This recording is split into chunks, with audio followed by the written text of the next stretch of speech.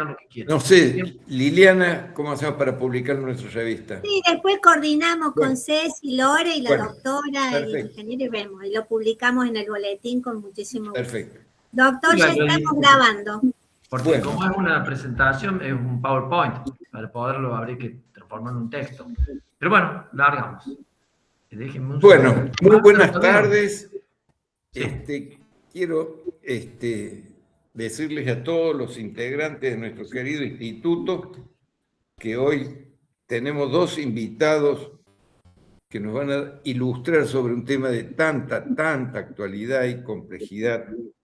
Así que muy bienvenida Marta Juliá, que es abogada, doctora en Derecho y Ciencias Sociales por la Universidad Nacional de Córdoba, directora del Instituto de Derecho Ambiental y de los Recursos Naturales de la Universidad Católica de Córdoba, investigadora de Investigaciones Jurídicas y Sociales del CONICET, docente de grado y posgrado en distintas universidades, autora de publicaciones en materia ambiental, directora de los proyectos de investigación en el campo climático y derecho ambiental en la Universidad Nacional de Córdoba y en la Universidad Católica de Córdoba. Y sobre todo, una gran persona comprometida con esta importantísima problemática que hace al bien común de todos los argentinos. Por su parte, el doctor Santiago Reina es ingeniero civil por la Universidad Nacional de Córdoba con medalla de oro en el año 1984. Obtuvo 2 títulos de maestría en la Universidad de Purdue, Estados Unidos. Su título de doctor PhD, también de Purdue, es en Ingeniería Hidráulica, Sistemas e Ingeniería en Construcciones y Administración. Director de la Maestría de Ciencias de la Ingeniería, mención Ambiente y de la Maestría en Generación de Energías Renovables. Profesor en cursos de maestrías y doctorado. Ha realizado numerosas publicaciones, participa activamente en congresos. Ha sido consultor de organismos nacionales e internacionales. Estimados invitados, le concedemos el uso de la palabra. Bueno, muchísimas gracias. Nosotros con Santiago estamos acostumbrados a realizar estas presentaciones en conjunto, así que como verán vamos a ir intercambiando entre los dos y haciendo una especie de charla para que no sea aburrido, y vamos a presentar los principales aspectos que nos parecía interesante compartir en esta reunión. Así que muchas gracias por la presentación, doctor. ¿Se ve? Sí, perfecto, Santiago. Bueno, largamos. Largamos el título.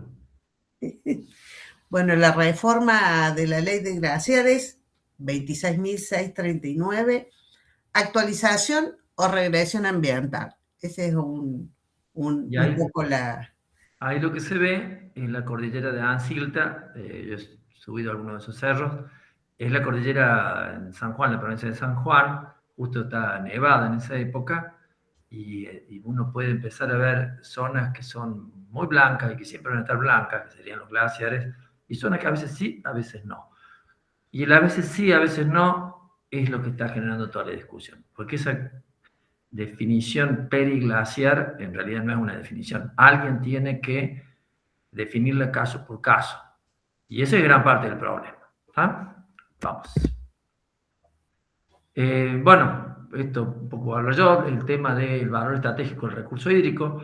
Curiosamente estamos hablando de la modificación de una ley de glaciares, pero el tema central es el agua, pero en realidad indirectamente. Y en la práctica, ¿de qué estamos hablando? Estamos hablando de minería. Eso es gran parte del problema, porque se hace una ley de la que supuestamente se habla de glaciares, de la importancia del recurso hídrico, y todo está centrado en la minería. No hubiera sido una mala idea hablar un poco más de la minería en sí. Bueno, hay más de 7 millones en Argentina que dependen de cuencas alimentadas por glaciares y ambientes periglaciares lo que está alrededor del glaciar. La función hidrológica es clave. Pensemos que provincias como San Juan, Mendoza, Catamarca, viven de sus glaciares. O sea, no hay que pensar solo en la minería. Yo no estoy en contra de la minería, que quede claro. La minería bien hecha. Y viven, todos estos oasis viven justamente del deshielo que ocurre durante la primavera. Los glaciares permiten almacenar agua en periodos mucho más largos. Y lo que está arriba del glaciar, esas nieves que llamamos eternas, que tienen poco de eterna por culpa del cambio climático, más todo eso que está alrededor, todas esas crioformas, son lo que nos preocupa, porque esas son las fuentes de agua que le dan a los ríos, estos ríos que son ríos fundamentalmente de deshielo, o pluvionivales, que a veces se llaman, porque en realidad también tienen aportes importantes de la lluvia. El 70% del territorio argentino está en zona de aridez o semiaridez, y estos oasis agroindustriales de clima templado, árido y semiárido, su sostenibilidad depende totalmente de los caudales de deshielo. O sea, si uno se pone a pensar, a nadie se le ocurriría ir a Mendoza y encontrar bananos. La razón es muy sencilla. La nieve, nosotros llamamos precipitación, pero es muy distinto si la precipitación viene como nieve o viene como agua. Si viene como nieve, se almacena y llega el deshielo y llega justo en la época que uno dice, oh, qué casualidad, ya justo cuando las vidas lo necesitan. No, es al revés, nosotros hemos adaptado a lo que tenemos. Y entonces, quienes viven ahí hace mucho tiempo, obviamente tienen cultivos que pueden tener agua cuando los ríos traen agua, que es en la primavera y en el deshielo. Y el almacén que permite mover el agua del invierno a la primavera y verano son justamente todas estas crioformas. Esos son la nieve, los campos de hielo, los glaciares de roca, el permafrost. Todo eso son lo que llamamos crioformas, que en la ley simplemente utiliza dos palabras, una es glaciar y la otra es zona periglaciar. Todos estos aportes permiten la viticultura, la fruticultura y el consumo humano. O sea, no hay que olvidarse que estas provincias viven de esa agua y es escasa el agua. Ahí ustedes pueden ver un glaciar de escombros. Yo conozco mucho, ando mucho por las montañas, así que todos los años ando por algún glaciar caminando por arriba. Si ustedes ven, quien no tuviera ojo para mirar esto, uno dice, acá no hay glaciar. Bueno, eso es roca mezclada con agua congelada, o sea, eso es glaciar de escombros. Que en realidad es lo que va quedando cuando un glaciar va desapareciendo. Para que vean la importancia del agua y la escasez del agua, esto es muy reciente. Este es un proyecto que está haciendo Techint en la zona de Antofagasta, en Chile, para llevar agua desde el mar, desalinizándola utilizando energía solar y llevándola a través de un acueducto para la zona minera. Antofagasta es una zona minera por excelencia en Chile, o sea, hay necesidad de agua. A tal extremo la necesitan que la traen desde el mar. O sea, no estamos hablando de una obra pequeña. O sea, el agua está justo en las zonas más escasas. Estamos hablando de lugares donde el agua es escasa y hay que cuidarla, y además el problema no solo es la cantidad, sino la calidad. Vamos a ver un poquito el problema. Ya dejo estos 2 o 3 ejemplos, como para ir viendo. Uno de los problemas que tienen las zonas mineras de este tipo es minería, como se hace en todos lados, minería a cielo abierto. El mineral se saca, se muele y se separa la parte que tiene valor. Eso se hace por flotación o por decantación, y finalmente los residuos, que se llaman las colas, van a los diques de colas, que son simplemente lugares donde se va depositando este mineral muy fino, ya molido y aprovechado lo que querían usar. Bueno, hubo el año hace muy poquito, en el año 2019, se rompió la presa que era de la empresa Vale, en Minas Gerais, murieron 270 personas. O sea, y por supuesto el río quedó totalmente contaminado. O sea, el tema de los riesgos, el tema del uso de un agua que es escasa, el tema de un agua que tiene otros usos que son muy prioritarios, como es el uso del agua potable o el uso para el riego, ¿no? O sea, instalar este tipo de infraestructura de contención en ambientes de alta montaña, zonas periglaciares o de alta actividad sísmica, multiplica este riesgo sistémico. Una falla estructural, la contaminación de las cuencas, que muchas son interjurisdiccionales, y los oasis agroindustriales que están ubicados abajo, sería inmediato y muy difícil de revertir o irreversible. El tema de interjurisdiccionalidad se lo dejo a Marta. Eso yo, lo que se ve al fondo, en realidad, un poquito más atrás, está, esto es la cordillera de la Rama, en San Juan, por ahí cruzó San Martín, es el Cerro Mercedario. Si ustedes ven a la izquierda, se ve un arroyo muy, muy bello, el arroyo Turquesa. Yo todos los años subo a algún cerro. Ese cerro tiene 6.800, el más alto de San Juan. Es el cerro Mercedario, como les decía. Si ustedes ven el agua ahí, la ven, parece azul, turquesa. Pero en realidad el agua es cristalina, lo que estamos viendo es el fondo. Lo que hay en el fondo es sulfato de cobre, porque el mineral solo va liberando sulfuros, esos se combinan con el oxígeno del aire, con el agua, forman ácido sulfúrico, se forma en este caso sulfato de cobre, y el sulfato de cobre es lo que se usa justamente para depositar el agua que está con coloides en una pileta, bueno, cuando se hace el proceso de potabilización, y es de color, ese color. O sea, el agua es cristalina y lo que hay abajo es sulfato de cobre. Bueno, si uno rompe la piedra y la moviliza, se produce justamente lo que se llama drenaje ácido de las minas. Esta agua ácida actúa como un solvente que lava y libera también los metales pesados, que estaban naturalmente inmovilizados en la roca. O sea, cuando uno rompe la roca, la muele, la roca tiene una cantidad de cosas allá adentro que uno libera. O sea, no es necesario, no es estrictamente indispensable utilizar otros contaminantes, como puede ser el cianuro o el ácido sulfúrico, para contaminar el agua y hacerla ácida. El solo moler el mineral, tratarlo, mezclarlo con agua y liberarlo para que el oxígeno del aire lo ataque, genera lo que se llama drenaje ácido de las minas. Y todo eso son problemas. O sea que hay que considerarlos, y por eso es que en la zona de gran valor, digamos, la zona periglacial, que es la zona donde esa agua es la que se derrite y la que va y llena, aporta a las cuencas altas de nuestros ríos, de los ríos de esa zona. Bueno, esa es la zona que más se puede dañar. Por eso es que esa zona en particular interesaba que a nivel país se considerara, además porque no pertenece a eso solo. Como verán, es una zona bellísima y hay lugar de sobra para hacer millones de cosas. Donde está el glaciar, si ustedes lo ven, eso está más de 6.000 metros. Ahí nadie puede hacer nada, simplemente porque nadie puede vivir a 6.000 metros. Se puede escalar, se puede subir, se puede bajar, pero en el día. Las personas pueden vivir hasta unos 5.000 metros, más o menos. Vivir, me refiero a vivir todos los días. En la zona del norte, hay una mina que está más o menos a 5.000 y algo, y la gente vive, pero tiene que volver a dormir más abajo a 4.500. O sea, no es tan cierto que estas zonas tan altas, con los glaciares que hay están más arriba, sea necesario dañarlos, que es una primera pregunta que uno se haría. Oiga, ¿para qué está haciendo esto? Bueno, pero Marta, o yo, como quieras, dale, Marta.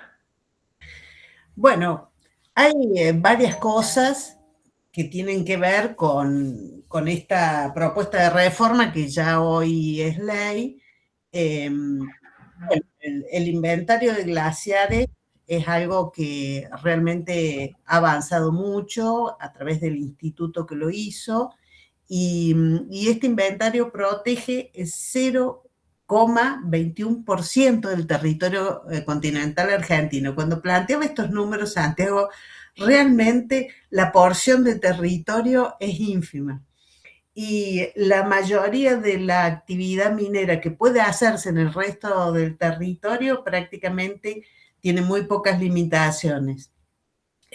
Así que, bueno, este era uno de los temas. Hay muchos mitos alrededor de lo que son los glaciares y lo que es esta contrapartida entre lo ambiental, la protección del ambiente y algunos aspectos de claro, el desarrollo, lo económico, que hay para estar al otro lado, la otra mitad.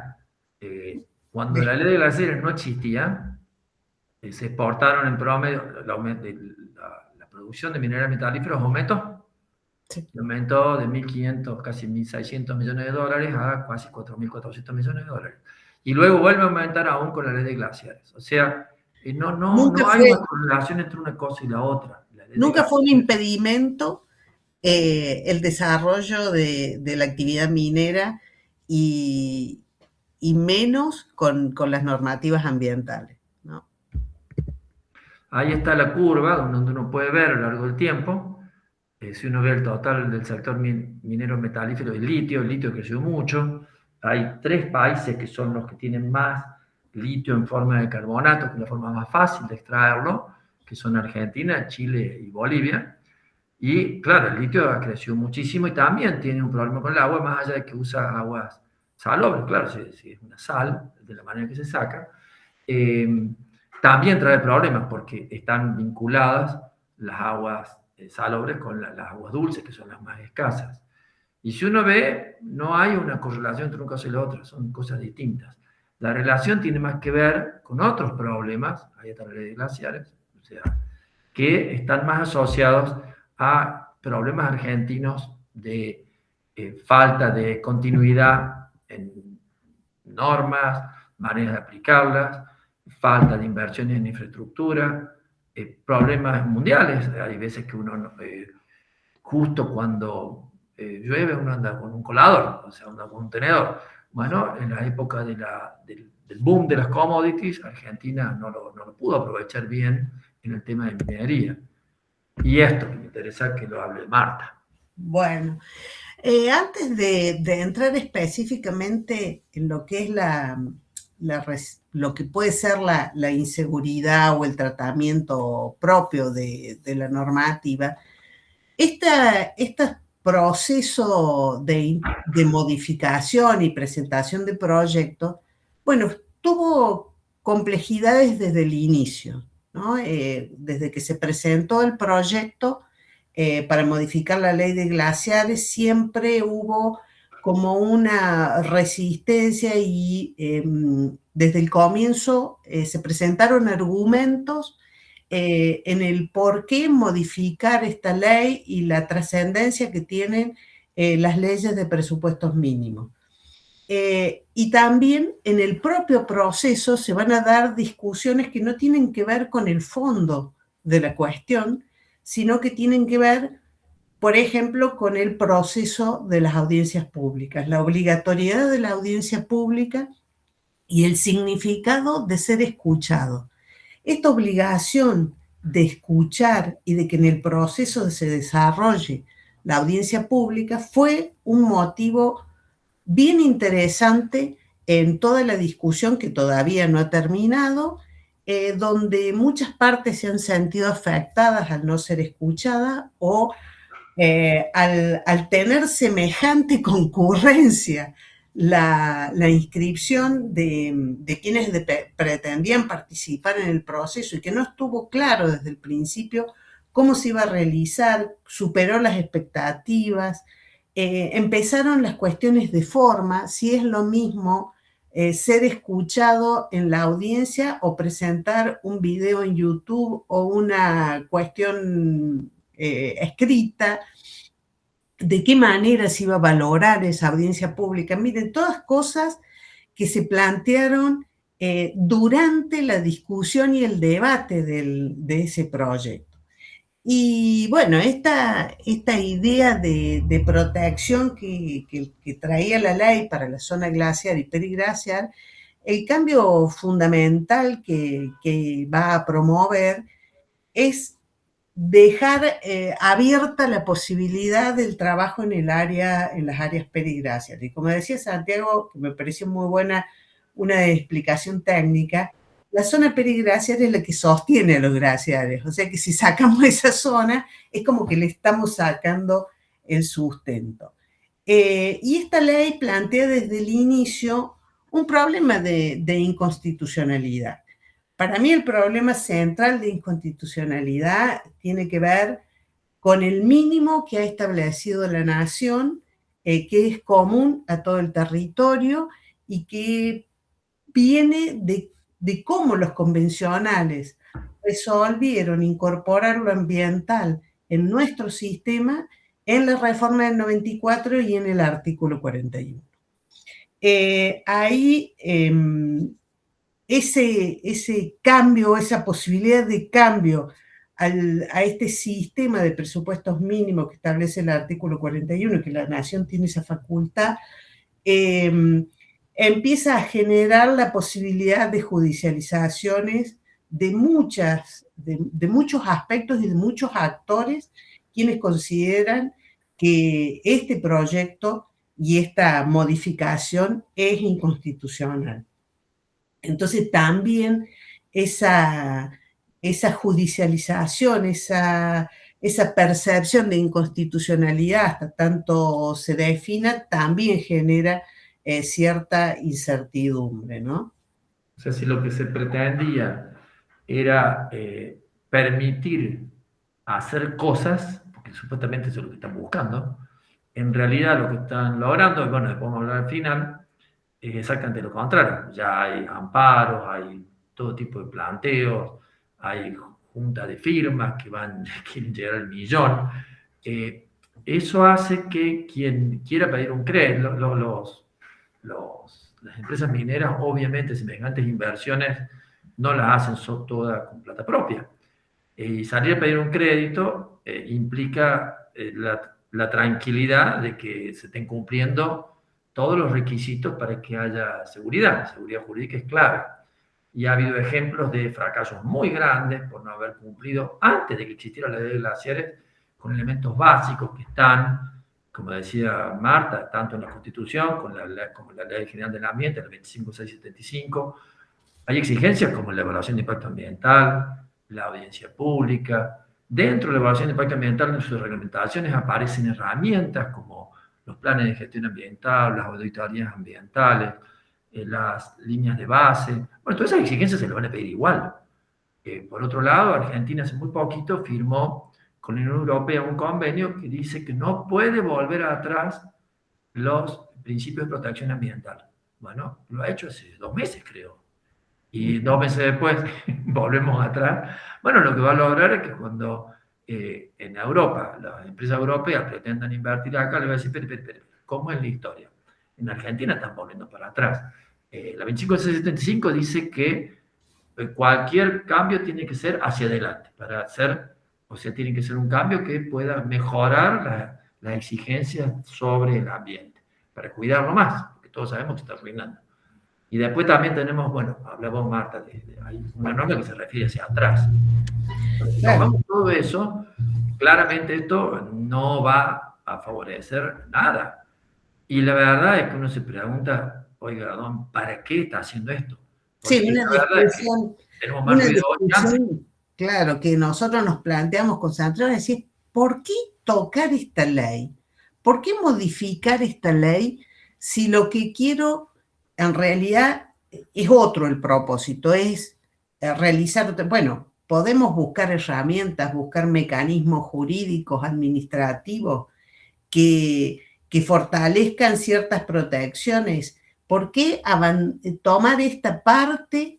Es una pregunta que realmente no tiene mucha respuesta, no tiene una lógica respuesta, digamos. Además, yo no le puedo decir a la provincia de Mendoza que altere zonas de periglaciares que son las cuencas altas, por ejemplo el Río Grande, que después se va nada menos que el Colorado. El Colorado está en la Pampa, que viven de pelea los mendocinos con la Pampa, por el agua, por el Atuel, por ejemplo, una pelea más vieja que tiene Argentina, y eso después está Buenos Aires y Río Negro. O sea, no son 2 o 3 personas las que pueden decir no me gusta esto. Y eso sí o sí ya está normado, tiene que ir a ser resuelto a través del Congreso. El Senado tiene que opinar. O sea, van a tener un lío mayúsculo. O sea, es peor hoy que antes. Porque la provincia de Mendoza no puede decir eso. Es más, la provincia de Mendoza tiene hoy normativa de las más exigentes con respecto al tema de los glaciares. Va a tener que cambiar su propia normativa. Y aún cuando diga, acá no hay un glaciar, y bueno, sí lo hay. Y aún cuando diga, mire, haga lo que se le dé la gana, después va a resultar que las empresas no van a conseguir plata para hacer lo que se le dé la gana. Y en realidad nos volvemos a una situación de mayor inseguridad, que era el problema que tuvo Argentina. Argentina es un país que, bueno, como cambia, como no es muy confiable, bueno, por eso no se ha invertido. Chile ha sido todo lo contrario, es un país que ha tenido una línea y la mantiene. Aparece el riesgo ecosistémico y social. Esto no está ignorando que el ambiente periglaciar es el soporte físico que garantiza esta estabilidad de los glaciares, lo que decía Marta recién. El recurso hídrico es la base de los distintos usos, que hay que tener en cuenta que todas las leyes, por ejemplo en Mendoza, la persona que hizo el Código de Aguas en Córdoba es un mendocino, y escribió los mismos principios y los mismos criterios de qué va primero y qué después. Y bueno, primero es el agua potable. Y Y el agua, cuando se han definido la prioridad de los usos han sido claras. Lo mismo en la definición de las unidades de cuenca, ¿no? eso no Que es una cuestión que uno le pueda cambiar de un día para el otro. El agua potable, obviamente, está primera, el agua para el ganado, el agua para uso de de las cualquier poblaciones. actividad local, eso siempre está primero, el agua para la actividad agrícola y ganadera, y muy al final viene el agua para la minería. ¿Por qué? Porque todos sabemos que la minería se puede hacer de una manera mucho más eficiente y mucho más cuidadosa con el agua, con sistemas cerrados, con sistemas abiertos, sistemas que usan menos agua, y uno no puede darse el lujo de destruir poblaciones enteras porque se queden sin agua, simplemente, porque estamos hablando de un agua que es escasa. Y no hace falta, cuando uno ve todo eso, uno dice, qué gana de armar líos. Si yo que ando por las montañas voy siempre, uno dice, pero si el pedazo de glaciar es un pedacito, más el peri glaciar es un pedacito, oye, ¿qué hice con todas las otras montañas? Haga lo que se le gana en todas las otras montañas, pero este pedacito no. No es mucho lo que queda con glaciares. Vayan ustedes y vean, Jujuy, por ejemplo, el cerro más alto, antes le llamaban el Nevado del Chañi. Bueno, el Nevado del Chañi no tiene nieve, yo lo subí en invierno y bueno, tiene algo de hielo, pero no hay más un nevado. El cerro más alto que tenía Tucumán, el Cerro Bolsón o Clavillo, también he subido, y era el nevado del Conquijo. Bueno, no hay nada nevado, lamento decirlo, uno sube y tiene algunos manchoncitos de glaciar, no es más glaciar. Entonces pasa a ser una discusión que uno dice, ¿qué están queriendo discutir? Cuando hay tanto espacio para hacer lo que se les dé la gana y están peleando con el poco espacio que hace falta para otros usos. Dele usted, doctora. Sí, bueno, una de las cuestiones que podemos observar en la mayoría de los lugares son cuencas compartidas. Esto, el trabajo de unidad de cuenca ha sido, desde el punto de vista hídrico, siempre la unidad ha estado definida y las cuencas compartidas son cuencas interjurisdiccionales. Se ha tratado de regular siempre el federalismo, se ha tratado de implementar justamente en las cuencas hidrográficas, ha sido uno de los lugares donde más se ha debatido, donde se han generado los organismos interjurisdiccionales de cuenca en los distintos lugares. Y hoy vemos que en la temática de los glaciares también muchos de los glaciares forman partes de cuencas interjurisdiccionales, o sea que se va a estar afectando directamente a más de una provincia, a más de una jurisdicción. Y en estos casos, uno de los temas centrales de discusiones acá es haberle reducido, para decirlo de manera elegante, las funciones del organismo de CONICET, que era el organismo científico encargado de definir las zonas glaciares, periglaciares, encargados de hacer el inventario de glaciares, y darle atribuciones a las jurisdicciones y darle competencia para la decisión de cuándo un glaciar o una área periglaciar reúne las condiciones o no de ser parte de una cuenca que va a proveer agua o va a tener las funciones que se definen como realmente importantes. Y acá hay un problema también técnico, que muchas jurisdicciones no tienen la capacitación técnica ni tienen los organismos preparados para tomar esas decisiones en función de qué informes y de qué manera se van a tomar esas decisiones. Y dejan a este organismo, que realmente es un organismo importante, con muchos años de estudio, de capacitación y preparación, lo dejan con un formato de registro prácticamente, y donde su fundamentación técnica, que es lo más importante, no va a tener la trascendencia que tuvo hasta ahora. Entonces acá empieza a aparecer también un problema en cuanto a la decisión de qué es un glaciar y qué no, cuál es la zona periglaciar y qué funciones cumple. Ese va a ser un tema. Y también que cada provincia decida también va a ser un problema, porque va a afectar directamente a la estructura federal que nosotros tenemos y a las definiciones que se han hecho acerca de las cuencas hídricas y que se viene trabajando desde hace muchísimo tiempo, ¿no? Pues básicamente lo que nos ocurre es que la vieja discusión, bueno, cada provincia es dueña de sus recursos naturales, sí, estamos de acuerdo, pero ¿dónde está el pero? Si no, no tendríamos la Constitución 94, artículo 41, la Ley 25675. ¿Cuál es el pero? Pero todos los argentinos tienen derecho a un ambiente sano. O sea, la única manera para que todos, por igual, con un mínimo, por eso son leyes de presupuestos mínimos, necesitamos algo que sea general. No podemos decir que cada provincia haga lo que se da la gana, porque entonces los que están en Catamarca tendrán derecho a algo y los que están en otro lado no, y es la misma agua. El agua no hace mucho caso a los límites. Es más, en muchos casos el agua sirve del límite, puede ser algún río en particular. Entonces, ¿qué nos empieza a ocurrir? Volvemos a la discusión, volvemos atrás en una discusión que es increíble.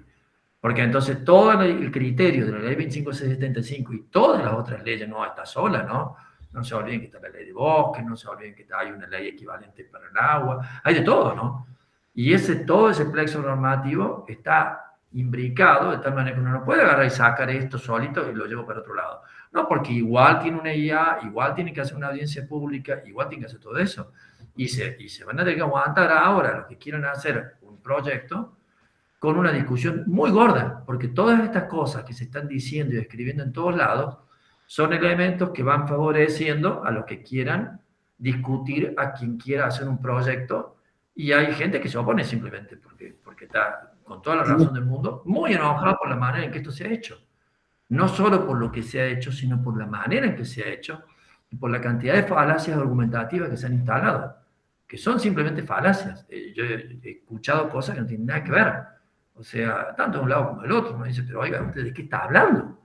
Y bueno, este tema de las cuencas interjurisdiccionales, el tema de romper la idea de que la Argentina, desde el punto de vista ambiental, todos los argentinos tenemos derecho a un ambiente sano, no es poco. Es volver atrás en mucho. Y ya hemos tenido conflicto de lo que pasa aguas arriba y afecta aguas abajo. Esto tiene todo un desarrollo conceptual, metodológico, de cómo solucionarlo y todo a través del tiempo. Tenemos el caso de Mendoza clarísimo, ¿no? Viejo como el mundo. Bueno, es más, a nosotros nos tocó participar en el primer proyecto que se presentó, que lo presentó la bancada oficialista en la época cuando estaba, como era presidenta Cristina, y en esa ley se hablaba más de crioformas y era una ley mucho más protectora de los glaciares. La ley se aprueba, es vetada por el gobierno nacional, y luego aparece esta ley. Esta ley ya está lavada. O sea, quiero aclarar eso. La lavamos otra vez más, no sé para qué la tenemos, francamente. Entonces, pero ahora ya estamos entrando en un momento muy complicado, porque una cosa es un veto y otra cosa es volver hacia atrás una ley que ya existe, que fue aprobada y aceptada por una pila de años, ¿no? No es tan sencillo romperla, porque está atada a muchas otras cosas. Comentar el desafío del federalismo. Esto era un poco lo que comentaba recién, lo que es el Inventario Nacional de Glaciares, la responsabilidad que tenía el IANIGLA de CONICET, que era tener un criterio único y vinculante, y que de esta manera se empieza a desplazar hacia órganos administrativos provinciales. Y esto rompe un poco la idea de un estándar único para todo el país, para todo el área de glaciares y periglaciares que establecía este organismo. También pretende que las provincias definan también discrecionalmente qué es una reserva hídrica, cuestión también discutible, y que cada jurisdicción tenga un estándar de protección distinto. Justamente para eso se crearon los presupuestos mínimos, para establecer bases mínimas comunes para todo el territorio. Y también que el dominio que tienen las provincias sobre sus recursos naturales, también decíamos, no son absolutos, y en este sentido, todo lo que son recursos compartidos claramente y recursos interjurisdiccionales claramente tienen un mecanismo diferente, ¿no? Bueno. Esto ya lo habíamos dicho y lo triste, esto estaba escrito antes, esta en particular, esta filmina en particular, antes de todo esto que ocurrió ahora. Así que contanos. Sí, que decíamos, porque venimos trabajando, Santiago, desde que se presentó el proyecto, nos tocó dar alguna opinión inicial y decíamos que, bueno, que esto va a dar un ciclo de judicialización masiva, porque, bueno, aparecen una cantidad de argumentos y realmente es increíble la cantidad de argumentos diferentes que se han utilizado para la defensa de la ley y para cuestionar la reforma y los cambios, ¿no? en todo. También se puede dar lo que es la conflictividad institucional, esto que hablábamos del Yanigla y las competencias de las provincias. Y por supuesto que esto es una litigiosidad que se va a extender, que involucra a distintas jurisdicciones y va a terminar teniendo la Corte que resolver en una cantidad de aspectos que hacen a la problemática. Y bueno, que decías vos, Santiago, de encarecer los proyectos. No, porque al final, si la idea era hacer previsible un proyecto, el resultado de un proyecto, nadie invierte si no sabe que puede obtener algo. Bueno, esto hace todo lo contrario. Aclaro que varios de estos sitios de que se pretenden explotar, sus exploraciones iniciales y cuando se terminó ya como para que se pudieran explotar, son de los años 60. O sea, sí, decir que la ley de glaciares de 50 años después fue la que hizo que no se pudieran explotar, es totalmente una falacia absoluta, es una falacia del anacronismo más absoluto. Y bueno, pero eso en realidad lo que va a hacer es encarecer, va a generar problemas. Ya lo vamos a contar una experiencia de que nos tocó participar, donde Argentina y Chile perdieron muchísimo dinero por no hacer las cosas bien. Bueno, y aparecieron, hoy contarles brevemente que ya hay una serie de acciones. La Pampa presentó un amparo ambiental colectivo, está el caso de Santa Cruz, de Calafate, perdón, Calafate, que presentó también, se presentó una acción y fue aceptada, y esto frena la posibilidad de aplicar la ley, por lo menos en la provincia. La Justicia Federal de Río Gallegos es la que ordenó suspender la aplicación de la reforma de la ley y dispuso un freno inmediato a cualquier intento de habilitar actividades en zonas glaciares o periglaciares. Y es interesante porque Santa Cruz no es una cuenca jurisdiccional, es interjurisdiccional, y el caso de La Pampa se está hablando de una cuenca interjurisdiccional, porque es lo que ocurriría si Mendoza hiciera el aprovechamiento. La Pampa no tiene minería, no tiene montes, por algo se llama La Pampa. Pero ahí aparece el tema de los glaciares, que no son un recurso exclusivo de una jurisdicción donde se ubica. Y bueno, ahí tenemos los dos casos que van que se han incrementado, Santiago, porque sí,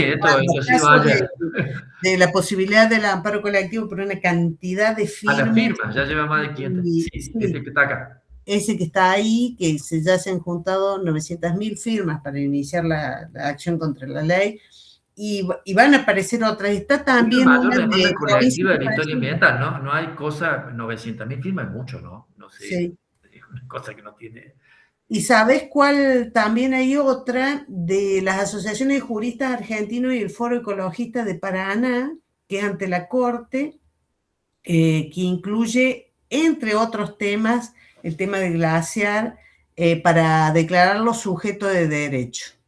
Claro, porque esa fue una discusión que viene hace mucho, si por lo menos algunos elementos ambientales pueden o no ser considerados sujetos de derecho. Una discusión más vieja que el mundo, pero esto se va a instalar, obviamente. Sí, por eso, no es una o dos, son muchas acciones distintas en distintos lugares del país que que algunas ya se iniciaron hace un tiempo, que tenían que ver con la audiencia pública, otras que se iniciaron cuando se aprobó la ley y que argumentan desde distintas visiones en contra de la reforma.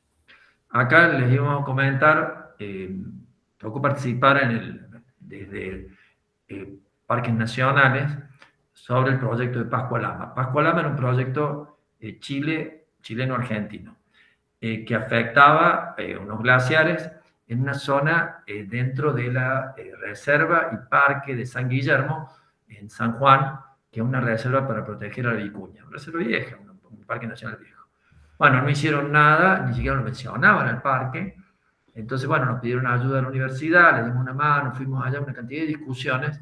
Esto está antes de la ley de glaciares. Se hicieron una cantidad de inversiones, se destruyeron unos glaciares, el Toro, creo que está también puesto acá, el Toro 1, y acá está el caso Pascua, ahí lo ven, entre Argentina y Chile. Finalmente fueron en Chile donde las objeciones más grandes frenaron el proyecto.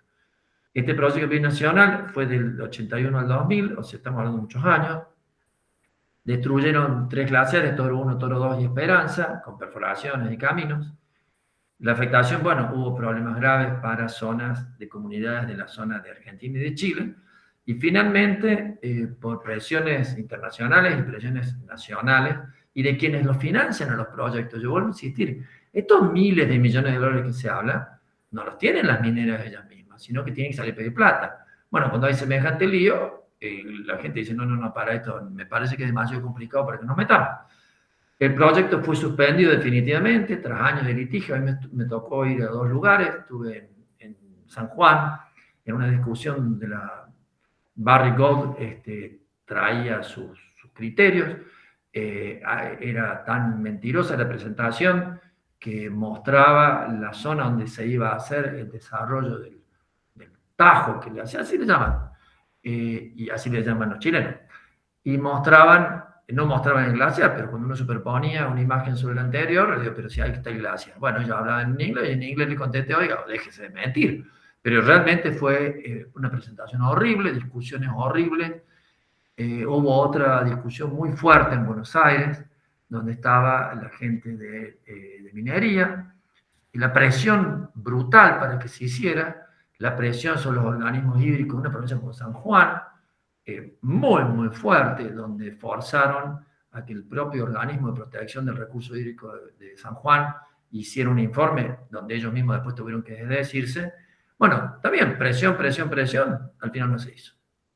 O sea, uno que ha vivido una vida ya en cuestiones ambientales sabe que más vale ir despacio, sobre seguro y aplicando las leyes y normas que corresponden, y no al revés. Porque la ley es un regalo del cielo, no es un castigo del cielo. Y cumplirla es lo mejor que se puede hacer. Lo digo como ingeniero. Usted como abogado digan lo que quieran. Nada más. Bueno, esto sí le puedo contar, porque tiene que ver un poco con por qué entonces no se desarrolló la minería en Argentina. Uno se pregunta, por ejemplo, esa zona de cobre, que les mostré, donde está ahí cerca del cerro Mercedario. Bueno, del lado de Chile se desarrolló totalmente, del lado argentino no. Bueno, la pregunta es, ¿por qué entonces no? Bueno, una razón es que está más lejos, no es menor, ¿no?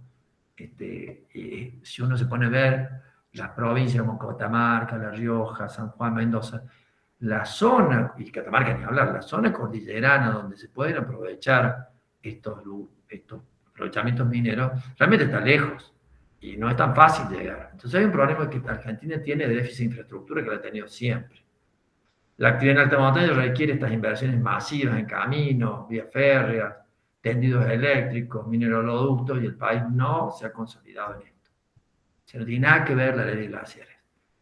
Bueno, la inestabilidad económica, la volatilidad financiera, elevados costos logísticos, ausencia de marcos de inversión estable a largo plazo, desalienta los capitales intensivos. Chile, ya que siempre comparan con Chile, porque en realidad muchos de estos son compartidos con Chile, Chile tiene un fondo para el cobre que justamente hace que en las fluctuaciones del valor del cobre le permite en los momentos bajos cubrirse con los momentos que hubo el cobre más alto. Hoy el cobre tiene un valor altísimo. Y por supuesto la inseguridad jurídica. Constante cambio de reglas de juego y reformas regresivas generan una ola de judicialización e incertidumbre que ahuyenta a los inversores. Obviamente, toda la gente que quiere hablar de minería dice, che, ¿y no nos va a pasar lo de Pascua Lama? ¿Y en qué terminó la lumbrera? La Universidad de Córdoba terminó escribiendo un informe en contra, cómo se escribió todo lo demás, no quiero entrar en los detalles porque en realidad no me pareció técnicamente bueno, pero no aceptó fondos que venían de ese proyecto que le correspondían, porque es una historia muy vieja, cómo se descubre y cómo se dona fondos a todo el sistema universitario nacional. O sea, no es un tema sencillo, ya viene enredado de antes y esto lo va a enredar aún más. No hay un beneficio en meterle más ruido y más picante al guiso, ya estaba suficientemente lleno de picante. Bueno, ¿por qué hubo entonces desarrollo minero antes y luego se detuvo, aún sin las leyes ambientales? Bueno, los proyectos mineros necesitan décadas de exploración y estabilidad. Muchos de los yacimientos fueron descubiertos hace más de 50 años. No avanzaron por razones ajenas al ambiental. La legislación ambiental no es la variable que frenó la minería, no existía. 50, los años 50, Constitución del 94, tenemos muchos años de diferencia. ¿Qué tiene que ver una cosa con la otra? Bajo la lumbrera se consolidaron en los años 90 bajo la ley de inversiones mineras. Otros no lo pudieron hacer por falta de consolidación durante la época de precios récord, lo que llamamos el boom de los commodities. Todo esto como el Pachón, 64, Taca, 63, tampoco se convirtieron en explotaciones productivas. Y la ley de glaciares no existía. O sea, no es cierto, no, es una gran falacia decir, vamos a romper la ley de glaciares, se va a desarrollar la minería. No es así. Son otros los problemas, y yo los conozco. Llegar hasta ese lugar donde está ese arroyito tan lindo, turquesa, no es fácil hoy. No hay camino, no hay energía eléctrica, no hay nada. Vamos los andinistas. Pero no es tan fácil. La inversión que se ha hecho para poder llegar a sacar el litio es inmensa. Antes de llegar al Pisis, otro cerro que me tocó subir, el Rey de la Puna le llaman, era imposible. Llevaba 15 días de caminata. No había nada, ni senda, ni nada. Se han hecho inversiones inmensas para poder extraer el litio. Más allá de cómo se extrae, si viene mal, no estoy entrando en eso. Pero creer que el problema de la ley de glaciares es ridículo. No tiene nada que ver. El impedimento real, vuelvo a insistir, falta de infraestructura básica en esta zona de alta montaña, inestabilidad de los marcos macroeconómicos y, por supuesto, esta inestabilidad jurídica. Diferencia entre Chile y Argentina, uno dice, bueno, acá uno dice, tiene más, tiene menos, ¿cuáles son las reservas? Bueno, es muy difícil saber. Nosotros parece que son menos, pero el tema es que las reservas crecen cuando uno empieza a explorarlas. Y uno las explora cuando las empieza a explotar. Es como con el petróleo. Brasil, cuando nosotros éramos chicos, todos incluidos los que están acá, no tiene petróleo. ¿Y cómo que no tiene petróleo? Tenía el mismo petróleo que tenga hoy, que tiene hoy, que yo sepa. Lo que pasa es que lo empezaron a explotar, lo empezaron a explorar y lo encontraron. Acá ocurre lo mismo. Argentina tiene reservas inmensas, las ya descubiertas son inmensas, y las por descubrir también. Pero bueno, hay que plantearse una minería de largo plazo, no una minería de piratas como Garfio, Parche y Patepalo, que digan, bueno, saco ahora, me llevo y que quede lo que quede. Por otro lado, no pueden hacerlo porque esta minería es gran minería, si no, no cierran los números. Esta minería a cielo abierto, y no tengo nada en contra de la minería a cielo abierto, porque toda la minería en Córdoba es a cielo abierto, les aclaro. Todas las canteras para sacar cal, para sacar arcillas, para hacer ladrillo, para producir piedra molida, partida para el balasto de los ferrocarriles, para producir granito para las mesadas de las casas de cualquiera de ustedes. Todo eso se hace a cielo abierto. No hay nada de malo que sea a cielo abierto. Y que sea grande la escala a la cual se puede hacer. El tema es que hay que hacerlo bien. Marta, esto es todo tuyo. Escaso. Bueno, el principio de no regresión ambiental es uno de los argumentos más fuertes, el principio de progresión que establece la ley 25675, el principio de progresividad. Bueno, el acuerdo de Escazú también fue uno de los temas que se discutieron durante el proceso legislativo de la discusión de la reforma. Así que, bueno, este principio, básicamente, el de no regresión, es que las leyes de presupuestos mínimos han establecido los umbrales, las bases para todo el territorio, y esa tutela que fue definida no puede retroceder. Ese es un principio básico y creo que es uno de los argumentos centrales. Hay muchos argumentos importantes de discusión en esta nueva ley que se sancionó. Ven ahí esa foto, es un glaciar, glaciar Agua Negra, en la provincia de San Juan. Si ustedes ven, este es un glaciar en regresión, está clarísimo, está reduciéndose, es fácilmente verlo, cómo se retrocede en los costados y de lo que sería adelante, el frente, y se van produciendo las morrenas laterales y frontales. Si uno mira eso, uno dice, oiga, qué necesidad de romper eso si el resto es todo piedra, piedra y piedra. O sea, no hay nada. Entonces uno a veces pregunta, che, cuánta avaricia, cuánta necesidad de hacer daño es necesario. No es que no haya lugar, no es que no haya maneras de explotarlo sin hacer daño. No es que toda la zona minera esté cubierta de glaciares, por el contrario. Los glaciares ocupan un espacio muy chico, exceptuando la zona del sur, donde no hay grandes descubrimientos metalíferos interesantes, así puede ser en la zona de los hielos continentales, son manchones que van quedando separados de nada. O sea, lo que pasa es que uno lo ve en invierno y no ve todo blanco, eso es nieve. El glaciar es mucho más chico y la zona periglaciar también. O sea, a veces uno pregunta, ¿qué necesidad de estar generando semejante conflicto que le va a hacer daño a todos? Porque uno como ingeniero, yo estoy a favor de la minería bien hecha, obviamente. Pero si la vamos a hacer de esta forma, acá está la no regresión ambiental toda tuya. Sí.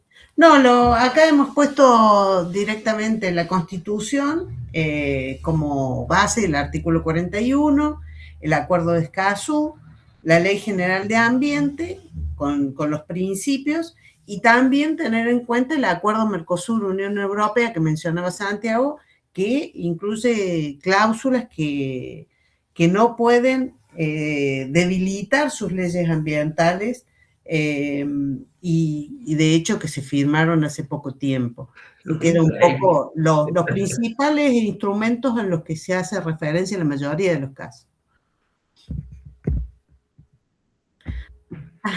Y una de las cuestiones que también charlábamos es, bueno, se hablaba de esta dicotomía entre el Código de Minería y la protección ambiental, y en realidad, bueno, nadie discute la reforma del Código de Minería. El Código de Minería tiene muchísimos años, es re viejo, ha regulado toda la actividad minera durante años, y nadie lo ha discutido ni han puesto en tela de juicio la vigencia o no, y ni siquiera se ha revisado si toda la regulación de la actividad minera no debería actualizarse. Siempre es algo que no se discute.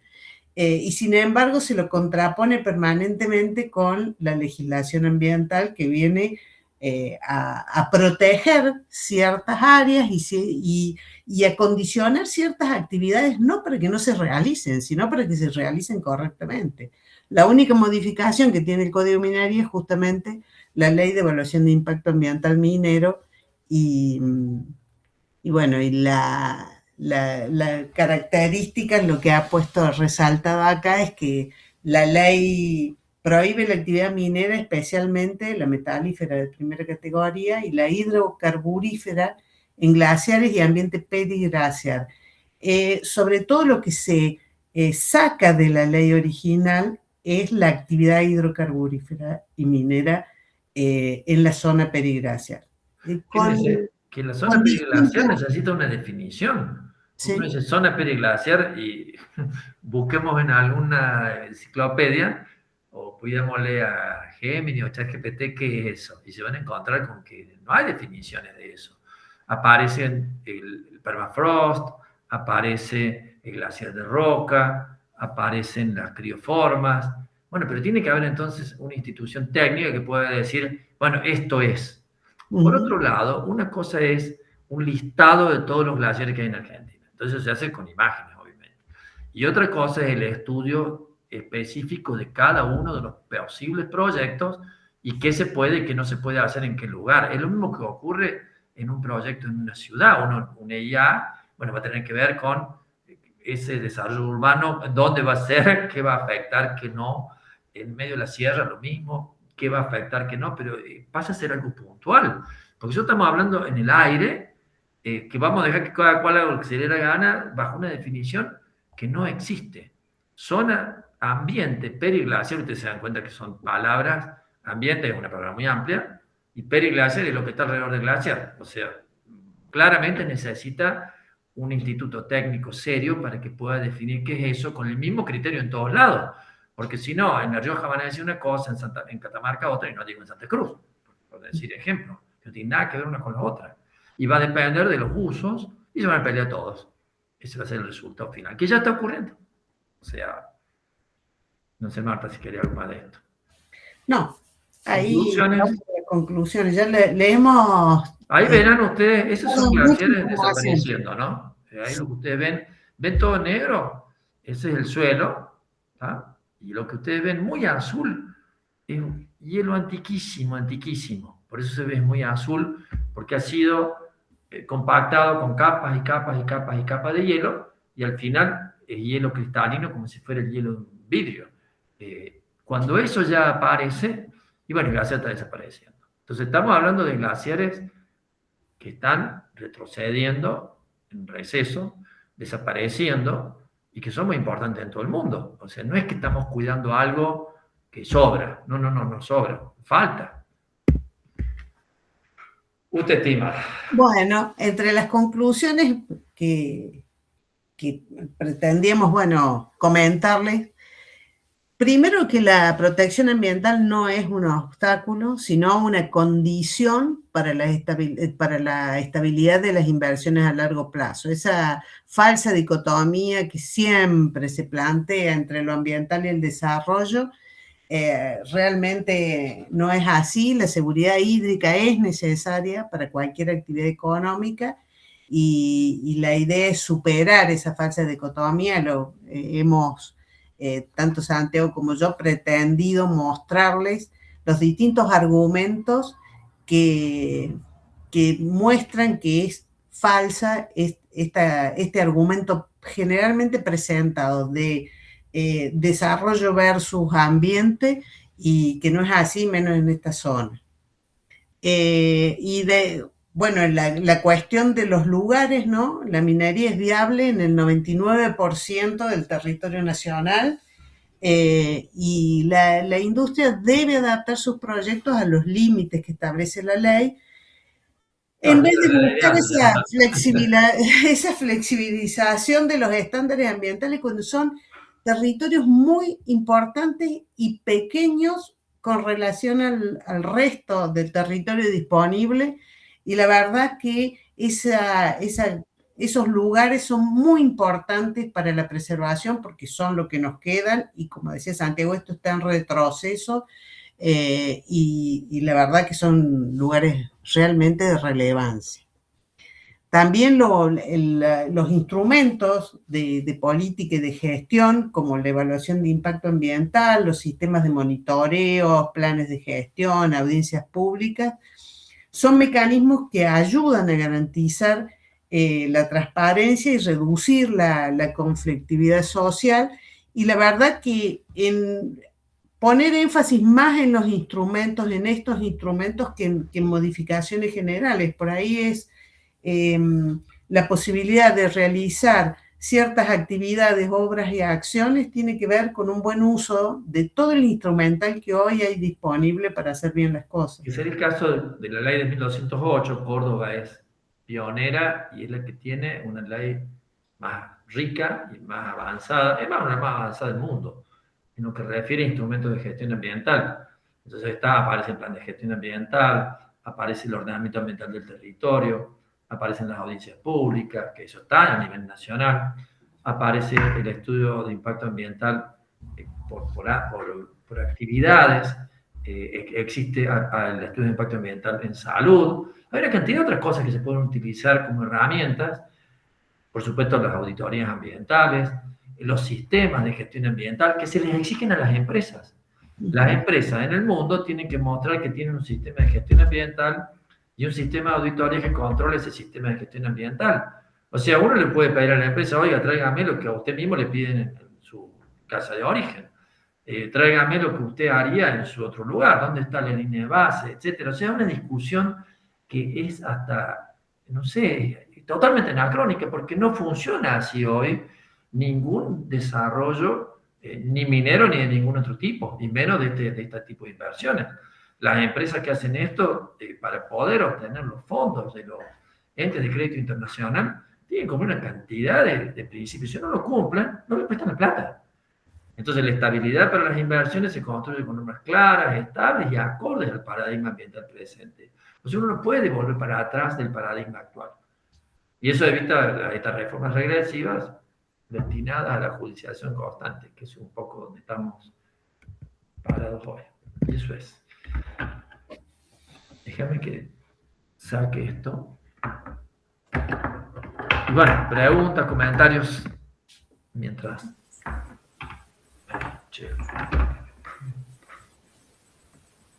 Bueno, como siempre, invitamos a los asistentes a hacer uso de la palabra con un comentario, una consulta. Aplausos por ahora, doctores. Buenas tardes, bueno, hermoso el tema, felicitaciones por la exposición. Yo un solo comentario que me sorprendió, Santiago, de lo que comentabas, esto de que están la mayor parte de las exploraciones ya hechas, eso me sorprendió de hace tantos años. Sí, eso es así. Se enseñan en la facultad nuestra de Ciencias Exactas, Físicas y Naturales, el área de Geología, que hace rato que están explorando. En el caso de Catamarca fue Tucumán la que desarrolló. Bueno, hay una cantidad de exploraciones que están hechas hace muchísimos años. O sea, la minería, con sus exploraciones, avanzó mucho Argentina. Después, bueno, no avanzó en la explotación. Vuelvo a decir, porque está lejos. O sea, por ahí uno no se da cuenta lo lejos que está la zona donde están nuestros yacimientos mineros comparado con Chile. Chile los tiene al lado. Entonces uno dice, bueno, pues uno se mueve un poquito hacia la cordillera y ahí está. Pero hay que moverse desde las capitales de las ciudades, San Juan, Mendoza, Catamarca, La Rioja, para irse a las explotaciones mineras. Y ahí había que hacer inversiones muy grandes que no se hicieron. ¿Te acordás? De la demora, fundamentalmente es esa. Santiago, te debes acordar, en los años 80 me parece que fue, se invirtió mucho en un programa nacional para exploración minera, creo que se llamaba PASMA o algo así, sí. Que se hizo mucha exploración y bueno, también esa es fuente de información que después no derivó en proyectos de explotación, pero hubo mucha exploración. Bueno, pensemos Vaca Muerta, por ejemplo, más allá de los temas ambientales a nivel global. Bueno, ha habido también un escándalo sobre contaminaciones locales muy graves ahora que aparecen esta semana. Pero más allá de eso, llevó un tiempo muy largo desarrollarlo, conocerlo, saber que se podía explotar, que aparecieran las formas de aprovechar lo que se llaman esquistos bituminosos. Hace rato que se aprovechan los esquistos bituminosos, pero en superficie. Canadá lo hace hace rato. Pero en profundidad, con el fracking, es algo nuevo. Tienes un problema, no tanto local, sino global. Argentina no va a cumplir nunca más con los principios, con sus compromisos de disminución de gases de efecto invernadero, porque obviamente estamos largando gas y petróleo del mundo. Pero bueno, ojalá nos sirva para algo eso, o sea, por lo menos para aprovechar esos fondos para desarrollar las energías renovables, aprovechar esos fondos para desarrollar la minería. Yo no estoy en contra de que se desarrolle, pero hagámosla bien. No se desarrolló, conozco lugares abandonados. Si ustedes van a La Rioja van a encontrar cerca de Famatina, ahí tienen, hay todas unas torres abandonadas muy bellas, y el Cerro Famatina es un cerro alto. Si van a Salta o a Jujuy van a encontrar una cantidad de minas abandonadas. En Córdoba también, si van del otro lado, hay lugares entra a la sierra, donde hay minas abandonadas, pero esas minas, lo que uno llamaría minas, es decir, un lugar donde uno se mete, no minas a cielo abierto.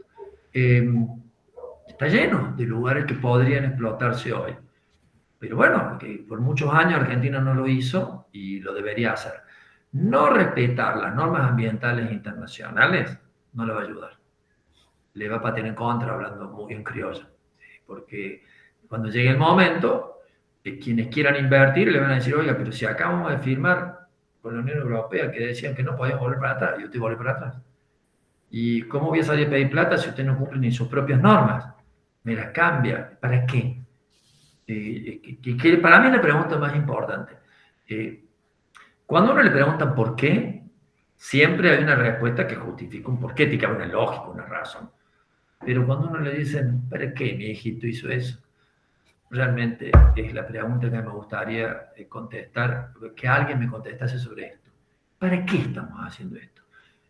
¿Quién cree que se va a beneficiar ni la minería, ni el país, ni las inversiones, ni los argentinos, ni el uso del agua? No es así, no es cierto. O sea, yo personalmente creo que sería muy bueno que desarrollaran la minería, aún en esos lugares que a mí me gusta llegar a un lugar que prístino, que nadie lo toca, y que pero bueno, somos muy pocos, lo damos lugares tan altos, pero nos van a hacer daño por eso. De hecho, hoy se acerca a Catamarca, hablando de montañismo, con los 6.000, está creciendo gracias a la actividad minera. O sea, el turismo catamarqueño de toda la zona de los grandes cerros, como hubo actividad minera, se puede llegar, entonces no se puede llegar, se puede ver un cerro allá lejos, pero no se puede llegar. No son fáciles de acceder las zonas mineras nuestras. Entonces, bueno, eso. O sea, realmente impacta cuando uno dice, pero si estudiaron en la facultad, estoy hablando de muchos años, los distintos lugares donde se hizo exploración minera y que se vio que había muy buenas posibilidades. Está estudiado hace muchísimo. Aparecen obviamente algunos nuevos, pero algunos son viejos, ¿no? Son de los años 60 y no se hicieron. Entonces decir que no se hacen culpa de una ley de glaciares es bastante poco creíble. Doctor Leonardo Massimino. Sí, buenas tardes. Muchas gracias, Marta, Santiago. La verdad que muy clara y completa la argumentación. Disculpen, Santiago, Marta, lo básico de la pregunta, pero me surge un par de dudas. Tiene que ver, me parece, más con lo técnico. La definición de lo periglacial, comparativamente, es decir, desde la perspectiva comparada sobre todo con Chile, esta ley, más allá que en los que ustedes señalan, sería regresiva en los términos de donde, es decir, salimos de una zona de regulación y vamos a una menos tutelable del ambiente, menos cuidadosa del ambiente. Comparado con Chile, con la normativa chilena, ¿es más rigurosa la regulación argentina ahora? ¿Es comparable? No cabe. Decían al comienzo, me parece que es caso por caso esto, digamos. Es decir, frente a las dos normas de la ley chilena y argentina, el inversor viene a Argentina, no sé, esto, porque alguna razón, entiendo la argumentación de ustedes que no hace falta, pero alguna debería haber para semejante planteo legislativo, ¿no? La verdad que desconozco si hay más, si es más o menos rigurosa. Es diferente porque nuestra estructura es diferente. Acordate que nosotros tenemos varias cosas. Los presupuestos mínimos, el sistema federal, Chile es unitario, tiene una tradición y una regulación con respecto a la minería bastante diferente en el sentido de la promoción y de las modalidades. Ahora, en cuanto a las definiciones, no, sí. Me parece, no sé, Santiago, si vos conoces. Y no, encima tiene un tema que sí hay una gran diferencia. De hecho, yo he estado en Chile en reuniones por el tema de la normativa con respecto al agua. En Chile, el agua, aquí el agua, el Estado sigue siendo dueño del agua. El agua es pública y allá no. Allá el agua es privada. Entonces yo la compré y no es que tenga un derecho, es mía. Claro. Entonces vienen peleas horribles entre las comunidades que siempre han vivido ahí, los distintos usos, y el minero que compró el agua de tal otro. ya no lo digo bárbaro, ¿no? Y de hecho una de las cosas que ellos están tratando de ordenar y cambiar. Bueno, por eso que están haciendo ese acueducto, cuesta una pequeña fortuna ese acueducto, no estoy hablando de traer agua del océano. Claro. Sí, el tema del agua, me acuerdo del agua que es privada, fue una discusión enorme y ellos quieren volver a la regulación del agua como bien público. Tal vez prefieren, en el último tiempo. En esta reunión que tuvimos todos, ya me tocó presentar la situación en varios lugares en Argentina, cómo funcionaba. Claro, les parecía como algo muy interesante lo argentino, porque lo de ellos le ha traído infinidad de problemas. De hecho, que en la normativa ambiental es más parecido a nosotros y de hecho tienen también una evaluación ambiental estratégica parecida a la nuestra, más allá que no lo hayamos usado mucho en Córdoba. Y eso más la evaluación de impacto ambiental, más las normas generales de lo ambiental, les han permitido ordenar ese lío. Pero tienen el problemón con el agua. El agua realmente es el problema más gordo para ellos. Porque claro, como son dueños, claro, yo te compré el agua a la comunidad, bueno, es mía. Claro. Y te la doy si tengo ganas. Entonces aparecen estos problemas donde a nivel internacional de poquito se ha ido yendo hacia la idea del derecho al agua. Que uno dice, bueno, es complicado, porque todo esos derechos está asociado a cómo los hago que se cumplan. Bueno, Chile tiene esos líos que nosotros no. Pero finalmente el caso de Pascua Lama lo resolvió Chile, no Argentina. La pelea se ganó en contra de un aprovechamiento mal pensado en Chile, que fue malo para los dos. Ojalá se hubiera pensado mejor y se hubiera desarrollado la minería en Pascua Lama, no tocando lo que no había que tocar. O sea, tampoco es un orgullo para mí ni para nadie que el resultado haya sido el fracaso de una cantidad de inversiones. Eso es una locura. Claro. Eso no tiene ningún sentido. Es lo que nosotros no desearíamos que ocurra. Pero va a ocurrir, porque como está ahora, con el nivel de conflictividad que ya hay, ¿quién se anima con un peso? Esa es la pregunta. O sea, yo creo que ha sido una gran metida de pata, esa es mi opinión, desde el punto de vista, de todo punto de vista. Porque desde el punto de vista técnico no es defendible, desde el punto de vista legal no es defendible, desde el punto de vista económico no es defendible, desde el punto de vista histórico no es defendible. O sea, no hay quien lo pueda defender. No sé, francamente me cuesta entender por qué se les ocurrió esto. O fue simplemente casi una chincha, o sea, tengo ganas de hacer esto porque me despierto una mañana y digo, bueno, quiero esto. Y llega un momento que a veces uno tiene, ya que hablamos tanto de montaña, en el montañismo una de las reglas básicas es saber volver atrás. Oiga, no, está metiendo la pata, por ese camino se va a matar, vuelva atrás. Pero acá en este caso yo creo que presionaron cada vez más. Conozco personas que tuvieron que ver con esta aprobación, que no me pudieron dar una explicación de por qué hiciste eso. ¿Para qué? Más que por qué. Si no crees en esto. ¿Qué ganamos los cordobeses? Nada, por otro lado. Los cordobeses logramos entrar en una discusión que nos arruina a todos un sistema normativo que tiene una cierta lógica. Y más, como les decía, ya tuvo una discusión anterior, ya tuvo un veto, tuvo una aprobación, una vuelta atrás, otro lío más. No le va a creer nadie a Argentina, va a decir, escúchame, ¿cómo sé yo ahora que esta nueva ley es la ley que se va a cumplir? ¿Cómo sé yo ahora que si una provincia dice que esta es la zona periglacial, esta es la zona que no se debería, pero esta zona sí se debería, que eso es lo que fuera, ¿no? ¿Cómo sé que eso realmente, finalmente me lo van a aprobar o no? Pues no hay que olvidar que van a opinar otras provincias, va a terminar yendo a la Corte Suprema para hacer una inversión, pero nadie se le va a ocurrir hacer una inversión si termina en la Corte Suprema, o sea, eso no termina nunca. O sea, para mí es realmente una gran metida de pata. La opinión, yo creo que se podía resolver, como decía Marta, con todas las otras herramientas que existen. Sí, al principio, cuando lo charlábamos con Santiago, decíamos, pero ¿por qué? ¿Por qué si tenemos otras formas, otros mecanismos, usando, si realmente el problema es la actividad en sí misma, fíjate qué mecanismos tenés de control para ciertas actividades, depende dónde se van a hacer, qué instrumentos tenés. Muy claro, gracias. Muy claro, muy claro. Bueno, Bueno, agradecemos a los doctores Reina y Julia por acompañarnos en este encuentro del Instituto de Derecho Administrativo. Los despedimos con un aplauso. Muchas gracias. Muchísimas gracias. Bueno, muchísimas gracias. Y ya saben que este encuentro queda en la página web de la Facultad de Derecho y que nos permite aprovechar tan rico material que generosamente nos han compartido. Así que muchísimas gracias. Gracias a todos. Gracias, Santiago. Gracias, Santiago. Gracias, Marta. Mandamos abierto, hagan lo que quieran.